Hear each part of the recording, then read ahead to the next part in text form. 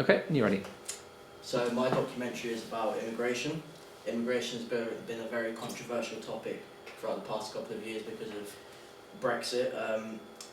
So yeah, that's what my documentary is about.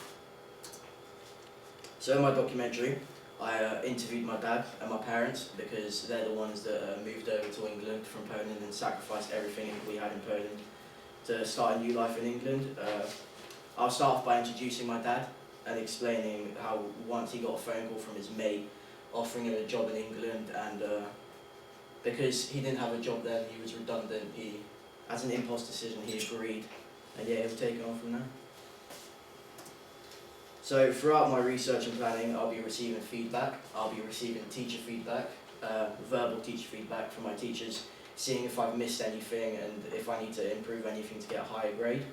I'll also be receiving peer feedback from my classmates.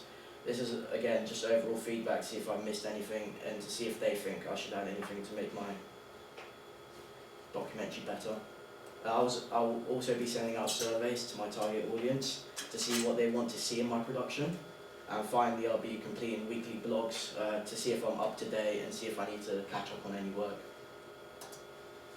So the competition I'll be entering is the Encounters Film Festival. I'll be entering this competition because it looks very interesting, and it takes place from the 24th of September to the 29th of September, so it gives me plenty of time to film and submit my documentary. Yeah. I also think I could win this documentary because win this competition because my documentary is very personal and hard-hitting because of the personal stories involved. So to start off my research, I researched what a documentary actually is. So I did this just to get like a wider range of views about what a documentary is and how people would define a documentary. So the video in the middle and the video on the left is just filmmakers talking about what they would describe a documentary as. And the video on the right is more of a process of making a documentary from pre-production to actually filming it and then post-production and editing. So yeah, all these documentaries helped me understand, all these videos helped me understand what a documentary is. Next, I moved on to research the codes and conventions of documentaries. These are things that most documentaries involve and what goes into making most documentaries. So I researched vox pops. Vox pops are very important because it also links in with ethical issues because vox pops allow you to not get a biased opinion because you get a range of views from the public. Interviews are also very important because you can interview people that are professional in the topic you're talking about, so you can get the answers you want. B-roll as well, also very important to show the audience what you're talking about. When you're narrating over something, it gives the audience to look at something, and that also is what archive footage is. If you can't film the B-roll, then you can download some archive footage. I then researched different genres of documentaries. As you can see there, the main four types of documentaries: participatory, reflexive, expository, and observational. Now, through researching these, I decided that my documentary would fit participatory genre the most because it's about a personal story, and also the presenter's also involved, and obviously I'm involved with moving over here and my parents. And yeah, I did some surveys as well to see what my audience think I should do, and 100% answered participatory. So that's why I'm going to do a participatory documentary. I then moved on to research two of the most successful documentary filmmakers, Louis Theroux and David Attenborough. I researched Louis Theroux's The Ultra-Zionist documentary, which is about some Jewish settlers, and the camera angles he uses are very handheld. They follow him around and follow the people around, so that shows that it's a participatory documentary. And David Attenborough, he makes more expository types of documentaries with loads of B-roll and like Planet 2, there's like a really deep meaning behind it about stopping plastic, and they're very hard-hitting, so both of these documentaries are going to help me decide what I want to include in mine, like the types of B-roll and the types of camera angles I want to use. Next, I researched Nick Broomfield, who is a English documentary filmmaker. I researched his, it's a bit of a weird topic, it's about sex slaves in England, but it helps me with my research because it's a participatory documentary. As I mentioned with Louis Theroux, the camera angles are also handheld and very close up, and like it's a POV shot. So these also will help me with what I want to include in mine. I then researched 2 more documentaries, Super Size Me and Innocent. Super Size Me is about Morgan Spurlock, who eats McDonald's every day for his life for a month, and yeah, the camera angles are also similar to Louis Theroux, very handheld, but also he's always in it. He's like, whenever he's doing an interview, he's always in the shot with the interviewee. So yeah, that will help me with what I want to do in mine. And this one, Innocent, is about a 15-year-old girl who's an immigrant and her stories, and yeah, these both help me decide what I want to include in mine. I then researched like Polish immigration to the UK, just to get a view of why they move and how long they stay for.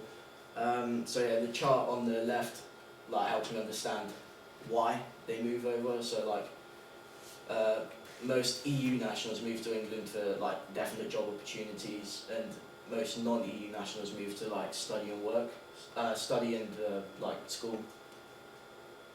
I also researched this Migration Watch website, which is specifically about Polish migration, and it really helped me understand why Polish nationals decide to move over to the UK.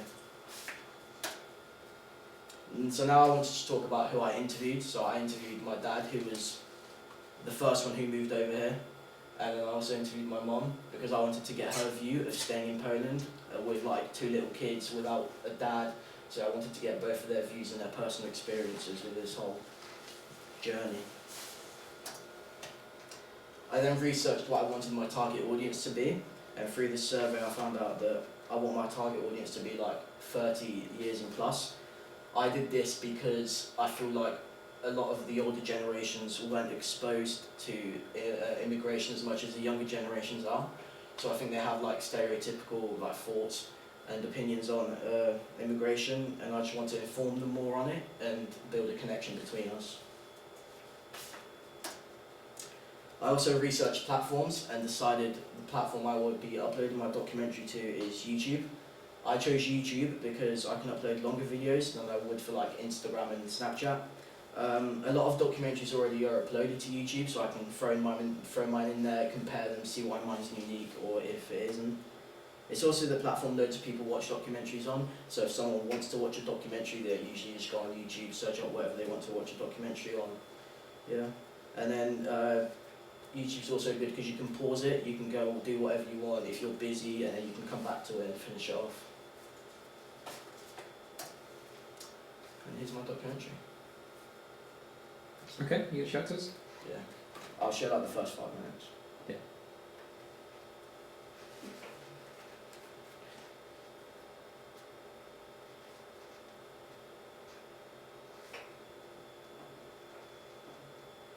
A miałeś kontakt z mamą, jak byłeś mały?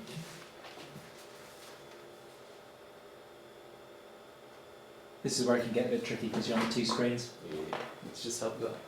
Right, got it. Cool.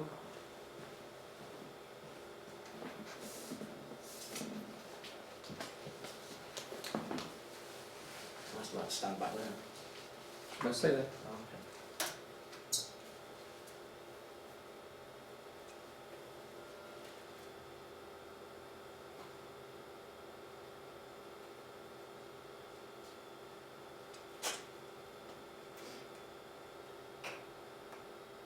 Immigration has been a very controversial topic for the past couple of years.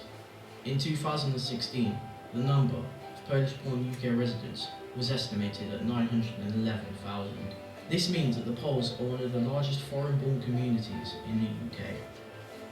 My name is Bartek Krupa, and in 2004, my life changed forever. My dad's decision to move to the UK leaves me, my brother, and my mum alone in Poland. From there on, we started our journey on starting a new life in England.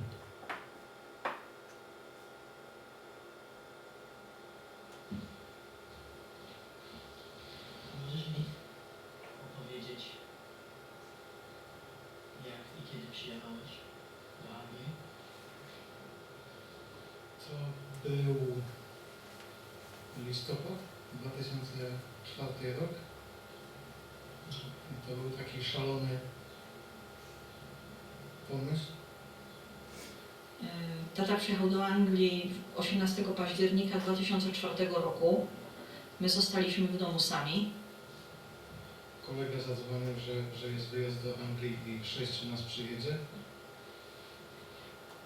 No i się zgodziłem. Żona moja spała, tylko ją obudziłem. Kochani, jadę do Anglii. Okej. Poszła spać dalej.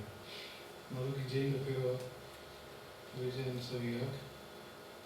No to taki nieprzemyślany wyjazd, bo ani pieniędzy, dwoje małych dzieci w domu, malutkich,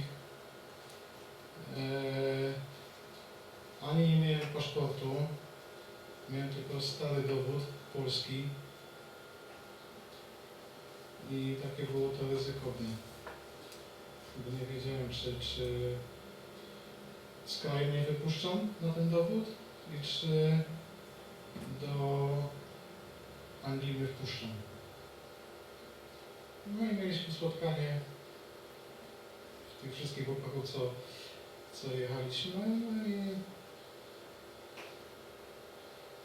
pożyczyłem pieniądze od rodziców i na ryzyk fizyk. Uda się, to się uda, nie uda się, to się nie uda. Pojechaliśmy wynajętym busem do Krakowa na lotnisko.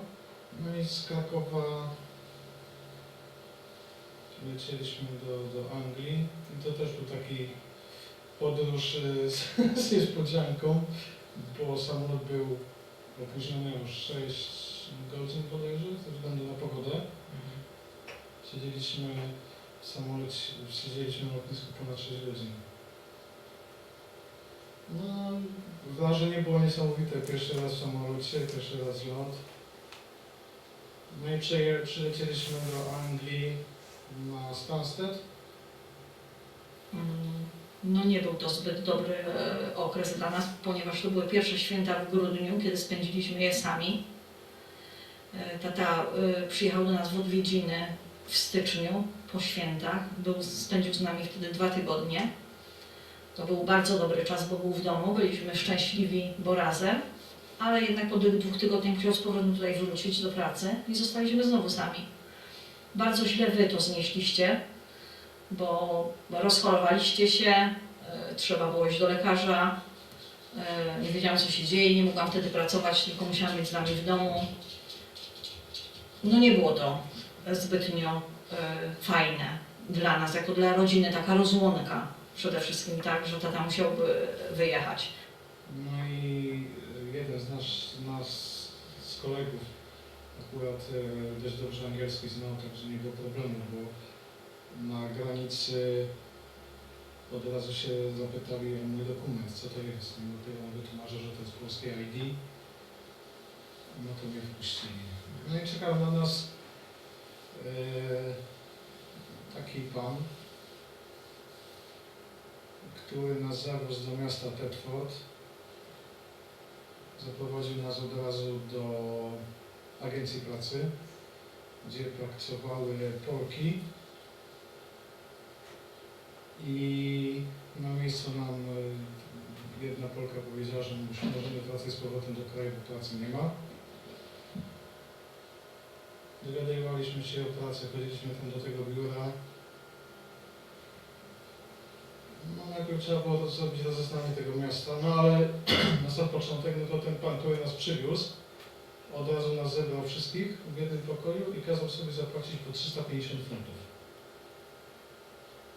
No ale my się nie zgodziliśmy ze względu na to, że nie było to załatwione tak jak powinno być, bo my... Yeah, okay. Yeah. That's it. Good. Have we got any questions? Okay, I've got a couple of questions, well, 3 questions for you.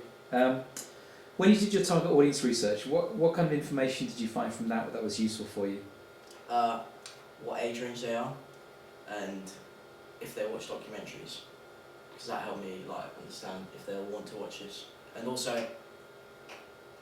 yeah, I think that's it. Did you get any indication of of the kind of style of documentary people wanted, or the kind of content, or the stories that people wanted to hear? Not from my target audience, no. Okay. And then you talked about using YouTube as your platform. Obviously, immigration is a controversial issue. Did you get any comments on your YouTube video at all? No, Not yet. Not Okay. yet. I just wondered if you got any negative comments, Nah. because Probably potentially you might check. have done. I don't think It's so. okay. No.